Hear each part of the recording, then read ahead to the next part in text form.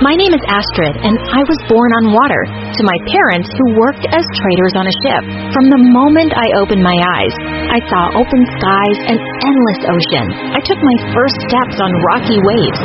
So while the adults got seasick, 2-year-old me could run around laughing as if I was on a swing.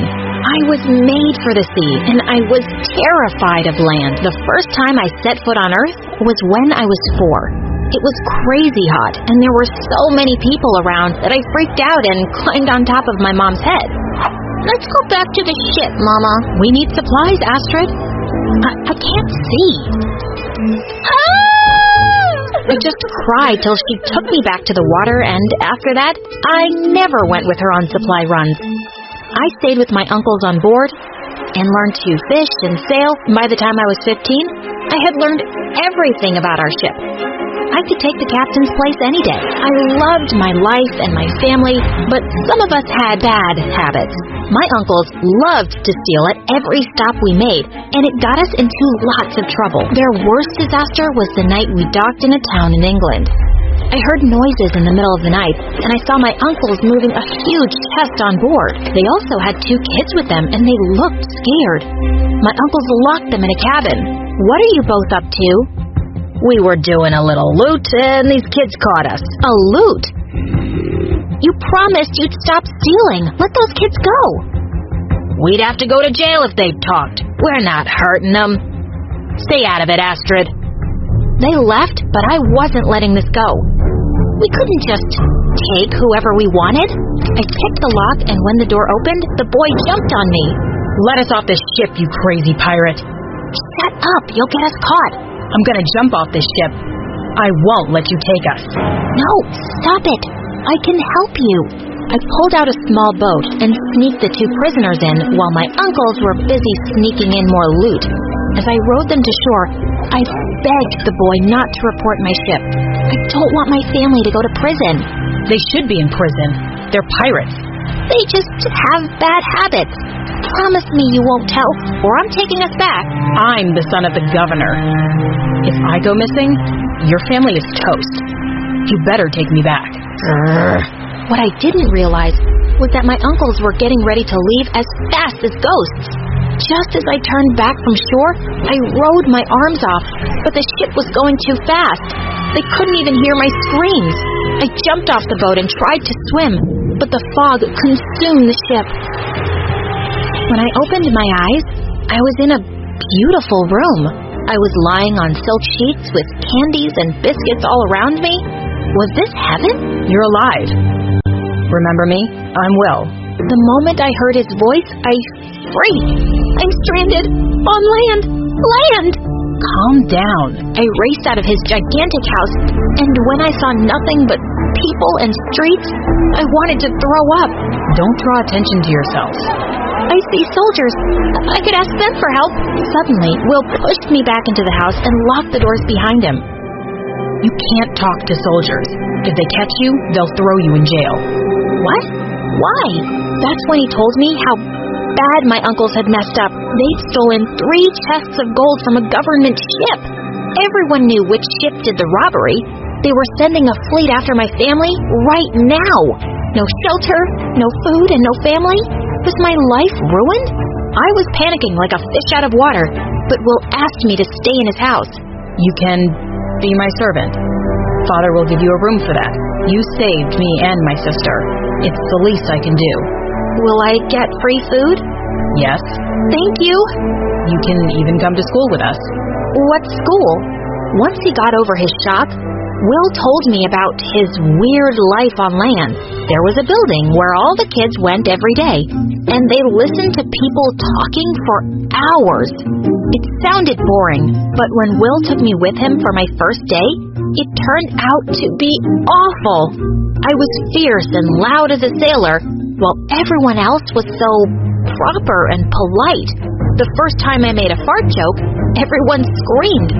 Will was the only one laughing. And the worst part, everyone could read except me. I only knew how to read maps, not these crazy long books. What an idiot. My 6-year-old sister can read. Right. Did she just step off a boat? She's from a poor village in the south, and she's my servant, so don't be rude to her unless you want to fight me. Everyone stopped laughing right away. Wow, Will had some power.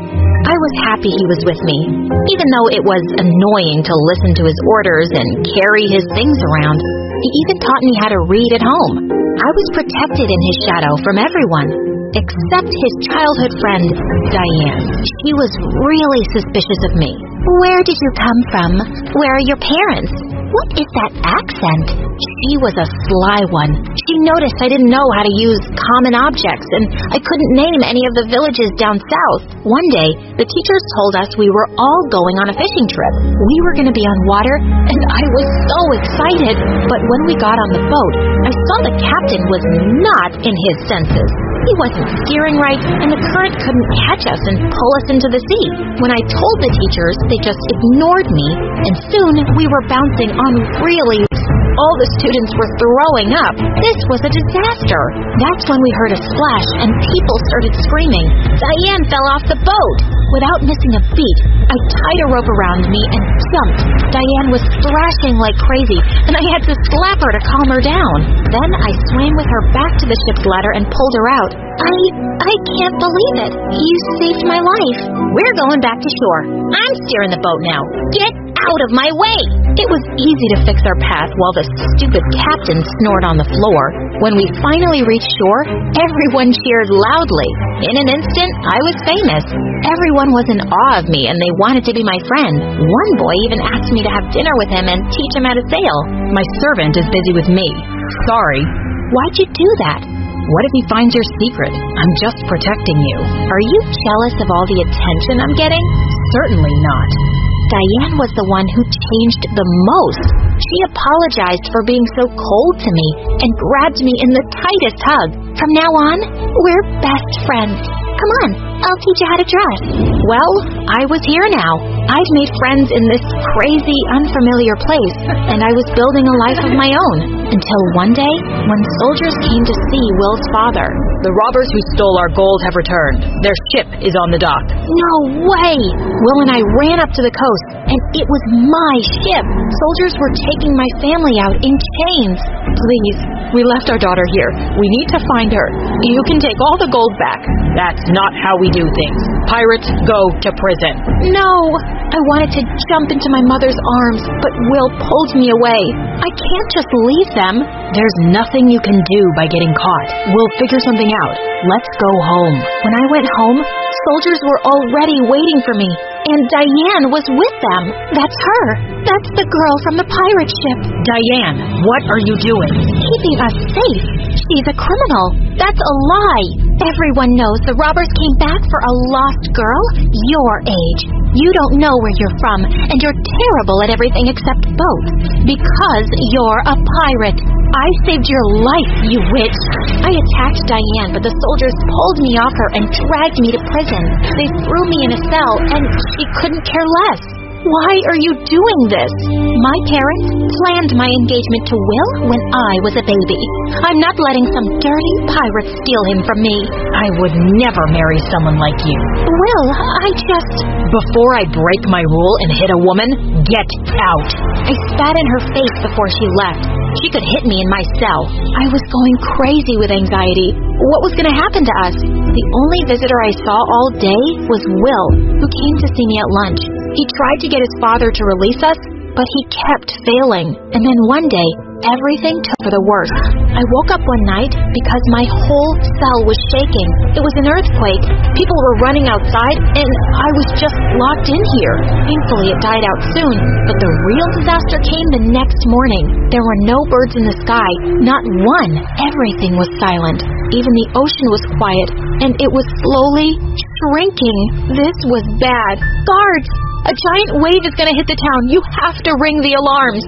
Obviously, they laughed at me. No one here had heard of waves taller than buildings hitting shore, but I'd heard stories on the ship.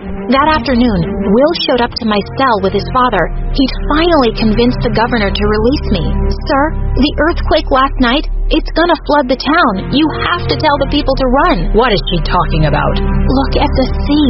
It's shrinking, as if all the water is getting sucked in. That water will return in huge waves. No one here will survive. How do you know this? Because I'm a pirate. I know the sea.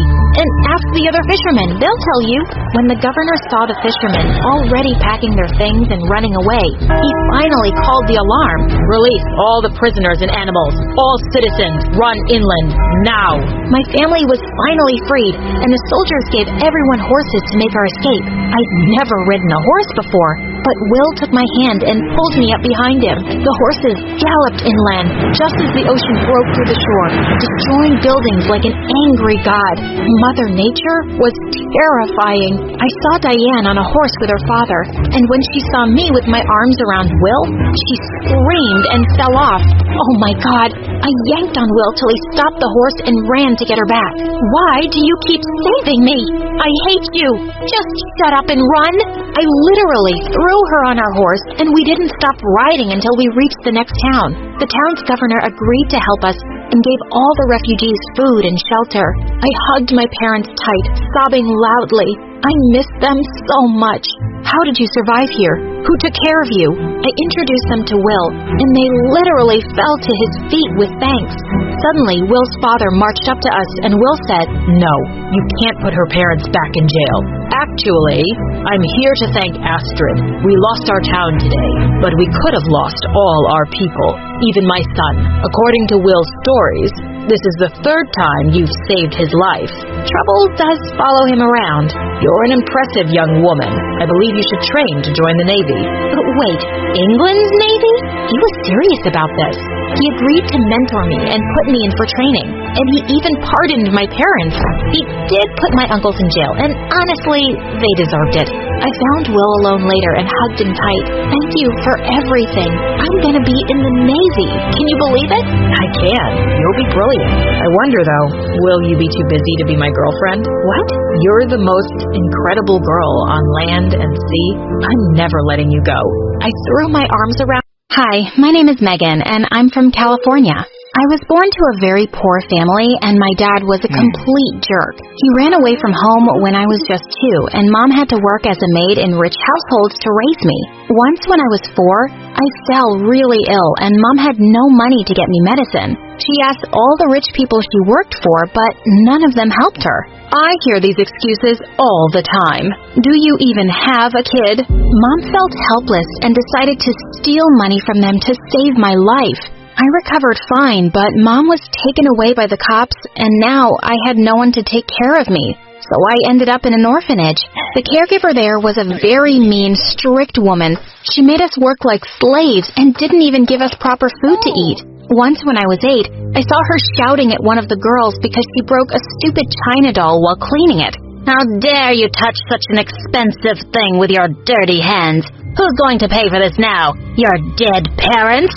The girl burst into tears, and I felt like banging the woman's head into the wall. Even worse, she sent the girl to her room without any dinner, but I saved half of mine and sneaked it up to her. "Here, you can eat this. I'm not really that hungry." Her name was Tina, and after that day, we became the bestest of friends. But then one day, when I was 12, Tina's hand got stung by a bee, and it swelled up like crazy. "We need to take her to the hospital." "Are you crazy? It's just a bee, not a dinosaur. She'll be fine." The caregiver refused to take her to the hospital and locked the 2 of us in the storeroom. This was it. I had to do something.